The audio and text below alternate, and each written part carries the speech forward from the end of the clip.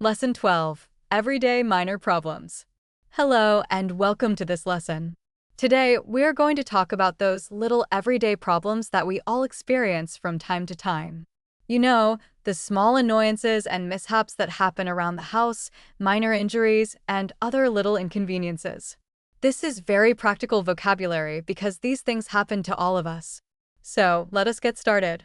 Things that go wrong in houses and flats. First, let us look at some common problems that can happen in a house or flat. Imagine you have a pipe that is leaking. Water is dripping out of it. Or perhaps someone kicks a football too hard and smashes a window. That means it breaks into pieces. A pot might be cracked. It has a thin line on the surface, but it is not broken completely. If the batteries in your torch have run out or are dead, they have no power left, and you will need to get some more. And if your cup is chipped, it has a small piece missing from the edge. You might need to get another one.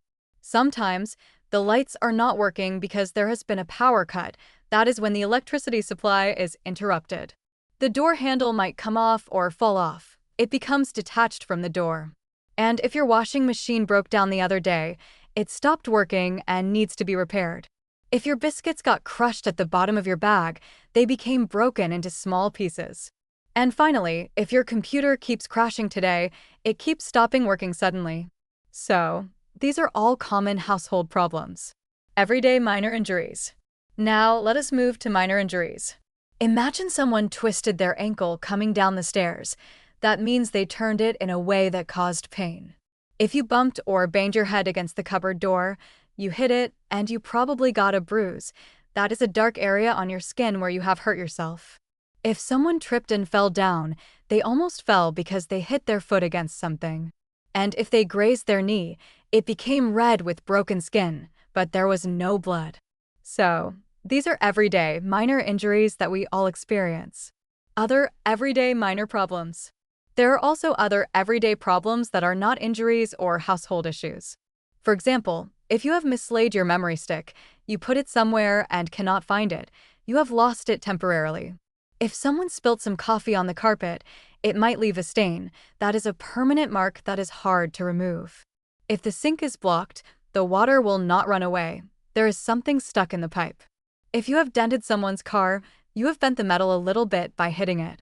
And if your mouse has stopped working, it might be a software problem. There are also some common problems related to being locked out. For example, if you have locked yourself out, you cannot get back into your house or car, and you need to use someone's phone to call for help. If the car won't start, perhaps the battery is flat, it has no power. And finally, if the kitchen clock is slow, fast, or stopped, it is not showing the correct time. You might ask someone, "What time do you make it?" to find out the correct time. A useful language tip. Before we finish, let us look at a useful language tip. Many words in English can belong to more than one word class. They can be used as verbs or as countable nouns.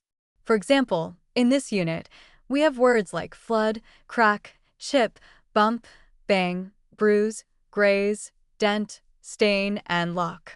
You can use them as verbs. For example, I dented your car, or as nouns. For example, there is a dent in your car. So, always make a special note of any word that belongs to more than one word class. It will really help expand your vocabulary.